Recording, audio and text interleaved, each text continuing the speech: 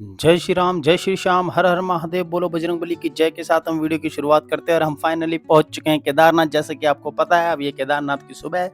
अब हम कर रहे होते हैं स्नान, पहाड़ों के नज़ारे देख रहे होते हैं, जो एक नज़ारे अद्भुत ही होते हैं यार। ये मजा ही अलग होता है। मतलब ये अनुभव जो है ना, ये जिंदगी का अलग ही अनुभव है। क्योंकि मैं अभी पहली बार पहाड़ों में आया हूँ और बाबा केदार के दर्शन करने आया हूँ, तो भाई ये अनुभव मेरे लिए अलग ही है।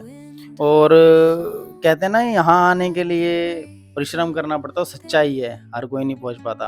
पर आइए, ये सुंदरता, ये सुकून, ये जो है ना, भगवान की नगरी में आके जो सुकून मिलता है, वो यहाँ आकर ही पता लगेगा। सच्चाई है। फोन में आप जो देख रहे हो वो सिर्फ जीरो है, सामने आके सब कुछ ना अद्भुत है। अद्भुत, ये नज़ारे ही अलग है, फोन में वो कैप्चर नहीं हो पा रहा। हम सब तैयार हो चुके होते हैं, अब हम चल देते हैं भाई नहा धो के। यहाँ पर चाचा, मैं, सुमित जी, अंकित जी, हमारे घोड़े जी और हमारे गुरु जी, फिर मैं ये देखिए चलने लगता हूँ। यहाँ पर पीछे देखिए नज़ारे ही अलग हैं, क्योंकि यहाँ पर एकदम मौसम का कोई भरोसा नहीं होता। कभी भी बादल आ जाते हैं, कभी भी बादल चले जाते हैं, कभी भी बारिश आ जाती है। अब जैसे जैसे मैं आगे बढ़ता जा रहा हूँ ना, मेरे मन में एक उत्तेजना, एक कहते हैं ना, अलग ही अनुभव होता जा रहा है कि बस बाबा के पास पहुंचूं और जल्दी से दर्शन करूं। फिर थोड़ा आगे बढ़ते हैं, तो थोड़े दिनों पहले हमने वीडियो में देखा था, हेलीकॉप्टर क्रैश हुआ था। अब ये हेलीकॉप्टर क्रैश हुआ था, उसके बाद मैं घोड़े जी से कहता हूँ, भैया हम बढ़िया हैं, ऐसी पद यात्रा करके आया करेंगे बाबा के पास, क्योंकि ये लोग पहले भी आ चुके हैं। और अब मैं जब यहाँ पहुंचा हूँ, तो उसके बाद पहुंचते ही मन बनेगा कि अब हमेशा बाबा के पास आना जरूर है। इन लोगों के साथ, अकेले जैसे ही, मतलब भाइयों के साथ ही आना है, हम सब साथ मिलकर आया करेंगे। इनका ये दूसरी बार है, मेरा ये पहली बार है, पर ये अनुभव अलग है। मतलब इच्छा है, अब बाबा के पास जाया करेंगे। और यहाँ पर हम लाइन में लग चुके होते हैं। ये अंकित जी हैं, सुमित जी हैं, सभी हम लाइन में लग चुके होते हैं। और हेलीकॉप्टर वाली बात पूरी कंप्लीट करता हूँ कि भाई हम ना चढ़े भैया कभी हेलीकॉप्टर में। पद यात्रा करके आएंगे, लैंडस्लाइड वगैरह होती है, बाबा का नाम लेके पार कर लेंगे। हेली हवा से कौन कूदेगा भैया, और भगवान ने इतने पैरों में ताकत दे रखी है, पैदल चल के पहुंचा करेंगे हमेशा। और यहाँ पर देखिए, फिर पुलिस वाले ना 2 लाइन करा देते हैं। अब ये लाइन करा देते हैं, अब ये लाइन हमें लग रहा था कि चलो जल्दी दर्शन हो जाएंगे। अब ना ये हमें खड़े खड़े 1 घंटा हो चुका है। 1 घंटे में थोड़ी सी लाइन बढ़ी है। फिर हमारे चाचा जो है लाइन से बाहर निकल के खड़े हो जाते हैं, मैं भी साइड में खड़ा हो जाता हूँ। और हमारे गुरुजी चले जाते हैं हमारा रजिस्ट्रेशन चेक कराने के लिए। उससे एक स्लिप मिलती है, जिससे हम मंदिर में दर्शन करेंगे। ये हम सब भाइयों को स्लिप मिल चुकी है, यही चेक होने के बाद आगे मंदिर में दर्शन होते हैं। ये लेते हैं, मतलब फॉर्मेलिटी लगती है एक तरीके से। मेरे को देखते ताकते नहीं है, स्लिप डलवा देते हो। क्योंकि अभी यहाँ से करीबन करीब हमें 4 से 5 घंटे लगेंगे बाबा के पास पहुँचने में। अब ये यहाँ के ना ग्लेशियर अभी साफ नहीं दिख रहे होते हैं, और क्योंकि बादल कभी भी आ जाते हैं, कभी भी चले जाते हैं। और ये यहाँ देखिए धीरे धीरे ना भीड़ बढ़ती जा रही है। और मतलब ये अनुभव ही अलग है, शब्दों में बयान नहीं करा जा सकता। और ये जो फ़ोन में हम दिखा रहे हैं ना, हम सब दिख रहे हैं, ये फ़ोन का अनुभव है, सामने आके एक अलग ही अनुभव है। अब यहाँ पर घोड़े जी बैठे बैठे सो जाते हैं, और सामने हमारे चाचा खड़े हैं, उधर गुरु जी, अंकित जी और सुमित भाई बैठे हुए हैं। और मैं यहाँ पर वीडियो शूट करने में लगा हूँ। मेरे पीछे जो झरना दिख रहा है ना, वो मतलब देख के बड़ा सुकून मिल रहा है यार। ये देखिए, अब बादल हट गए हैं, तो यहाँ के ग्लेशियर जो हैं वो साफ दिखने लगे हैं, बर्फ़ के पहाड़ बिल्कुल क्लियर दिखने लगे हैं।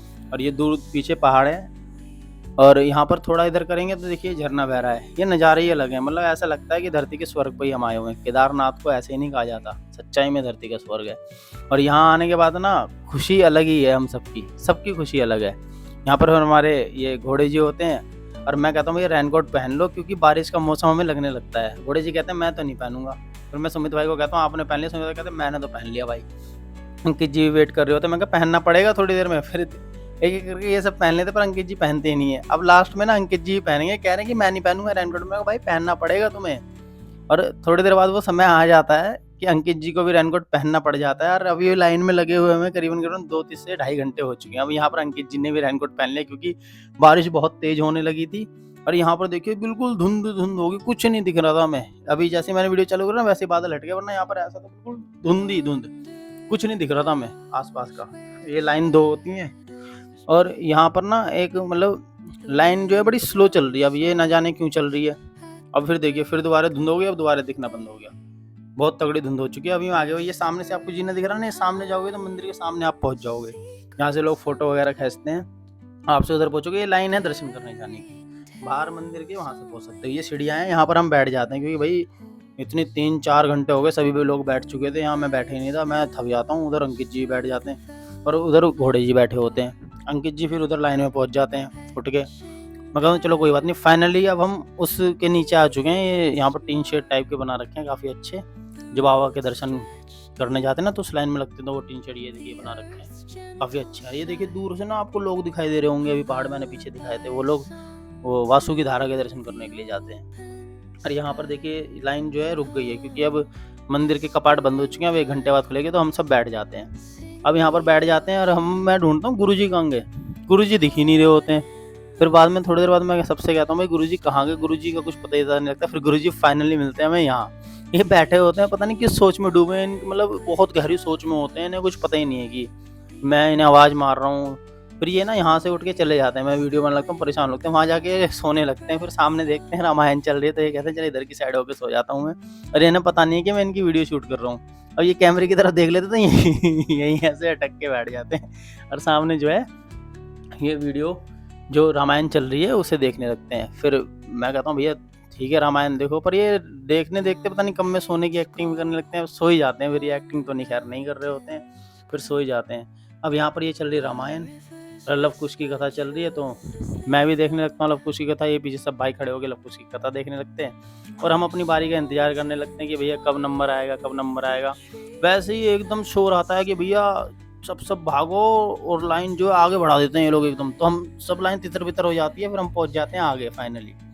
अब हमें खड़े खड़े करीबन 4 घंटे से 5 घंटे हो चुके हैं, हम वहाँ थे, वहाँ से हम भाग के यहाँ आ जाते हैं, क्योंकि अब कभी भी ये दर्शन की लाइन ना खोलने वाले हैं, तो ये तीसरी लाइन भी चालू कर देते, क्योंकि बाहर बारिश हो रही होती है। फिर मेरे चाचा जो है वो फ़ोन ले लेता है मेरे हाथ से, सुमित जी हंस रहे होते हैं, भैया ये मुस्कुरा रहे होते हैं, यार ये मेरे पीछे कुछ कर रहे होते हैं। मैं कहा कोई बात नहीं भाई, बना लो जैसे भी सिग्नल बनाने दो। यहाँ पर अंकित जी होते हैं, ये बैठे हैं, घोड़े जी अभी बाहर से नहीं आ पाए, वो कूद नहीं पाए। फिर फाइनली लाइन आगे बढ़ जाती है। अब ये देखने के बाद जो सुकून मिला था ना मंदिर को, ये अलग ही था। अब हम कहते हैं भैया धीरे-धीरे पहुँच रहे हैं हम मंदिर, और जैसे-जैसे मंदिर पहुँचते हैं वो कहते हैं महादेव के वो दर्शन होने वाले थे, ये है मंदिर। तो अब मैं फ़ोन कर लेता हूँ यहाँ से बंद, क्योंकि मेरा भैया शुरू से नियम है कि जब भगवान के पास पहुँचता हूँ, भगवान और मैं, और कोई नहीं। तो हम भगवान के अब दर्शन करेंगे, उसके बाद आपको सीधे वीडियो में मिलेंगे। अब ये मंदिर के नज़ारे हैं, मंदिर के सामने हम पहुँच चुके हैं, मौसम भी बढ़िया है। अब हमने दर्शन कर लिए हैं, दर्शन करने के बाद बाबा पीछे हमारे हैं, और अब जो सुकून मिल रहा है ना, जो अनुभव है वो अलग ही है। मतलब ये अनुभव शब्दों में बयां नहीं करा जा सकता। इसके लिए यहाँ आना चाहिए। जो मैं पहले समझता था कि क्या होता है, यहाँ आने के बाद पता लगा कि यहाँ का सुकून, यहाँ का अनुभव, यहाँ के दर्शन करने के बाद क्या होता है। अब यहाँ से हम यात्रा अपनी कंप्लीट कर चुके हैं। यहाँ से भैरव बाबा के दर्शन करेंगे, फिर उसके बाद हम जाएंगे तुंगनाथ, वहाँ से जाएंगे चंद्रशिला, वो आपको नेक्स्ट वीडियो में देखने को मिलेगा। अब बाबा केदार के हमने दर्शन कर लिए हैं और हमारी ज़िंदगी सफल हो गई। जहाँ पर लोग आने के सपने देखते हैं, फाइनली हम वहाँ पहुँच चुके हैं, दर्शन भी कर लिए, और बाबा से यही आशीर्वाद मांगा कि बाबा अगले साल फिर बुलाना, और हम आपके कपाट फिर आएँगे, फिर